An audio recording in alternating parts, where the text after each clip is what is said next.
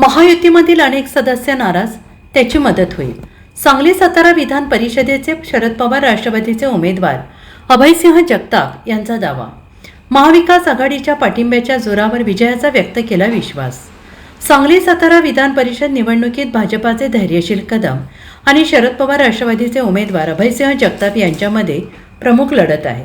अभयसिंह जगताप यांनी महायुतीमधील अनेक सदस्य नाराज आहेत, त्यांच्या आणि महाविकास आघाडीमधील सदस्यांच्या पाठिंब्याच्या जोरावर आपण या निवडणुकीत विजयी होऊ असा विश्वास व्यक्त केला आहे.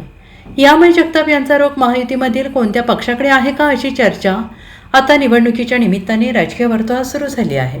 नमस्कार. सांगली सातारा स्थानिक स्वराज्य संस्था विधान परिषद निवडणुकीमध्ये मी राष्ट्रवादी काँग्रेस पार्टी शरदचंद्रजी पवार पक्षातर्फे अधिकृत उमेदवार म्हणून या ठिकाणी उभं राहिलेला आहे. आदरणीय शरदचंद्रजी पवार साहेब यांच्या मार्गदर्शनाखाली आणि आमचे नेते जयंत पाटील साहेब, शशिकांत शिंदे साहेब यांच्या सूचनेनुसार मला या ठिकाणी अर्ज भरण्यास सांगण्यात आलं आणि त्यांच्याच सर्वांच्या आशीर्वादानं या ठिकाणी या निवडणुकीस अतिशय जोशानं आम्ही सामोरे जातो आहे आमच्या सर्व सहकाऱ्यांच्या सहाय्यानं. आणि ही निवडणूक नक्कीच एकतर्फी होणार नाही. ही निवडणूक आम्ही 100% जिंकू असा आम्हाला विश्वास आहे. कारण आत्ताची जर परिस्थिती पाहिली तर विरोधी पक्षांना किंवा सत्तेतल्या युतीतल्या पक्षांनासुद्धा भाजपतर्फे मिळणारी जी वागणूक आहे ती अत्यंत दुजाभावाची वागणूक आहे. सगळे फंड भाजपच्या नगरसेवकांच्याकडे फ्लो होतात. विरोधकांना किंवा युतीतल्या दुसऱ्या नगरसेवकांनासुद्धा पैसे फंड दिले जात नाहीत आणि जे नगरसेवक भाजपमध्ये आहेत त्यांनासुद्धा जरी फंड दिले तरी त्यांना कुठल्याही प्रकारच्या कामावर नियंत्रण ठेवण्याचा कोणताही अधिकार नाही. आपल्या जवळपास नगरसेवक असतील, जिल्हा परिषद सदस्य असतील, ते आज 10 ते 20 हजार लोकसंख्येला प्रतिनिधित्व करतात आणि त्यांच्या समस्या सोडवण्याचं त्यांचं काम असतं. पण हे केंद्रित झालेली सत्ता जी आहे त्यामुळं या निवडून आलेल्या सदस्यांनासुद्धा काडीमोल किंमत दिलेली आहे.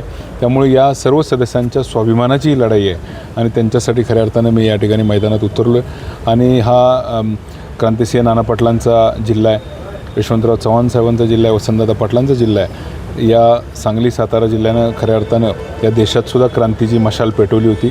ब्रिटिश सरकार त्या काळात या ठिकाणी स्थापन झालं होतं आणि तशाच पद्धतीनं या ठिकाणी या दोन्ही जिल्ह्यातली लोकं या अतिरेकी झालेल्या, म्हणजे सातारा जिल्हा परिषद तुम्ही बघितलं असेल किंवा बाकी अनेक ठिकाणी तुम्ही बघितलं असेल, ज्या पद्धतीचा सत्तेचा गैरवापर होतो या जुलमी सत्तेच्या विरोधात हे सगळे नगरसेवक, जिल्हा परिषद सदस्य आवाज उठवतील आणि खऱ्या अर्थाने या सातारा सांगलीमध्ये क्रांती घडवतील असा मला पूर्ण विश्वास आहे.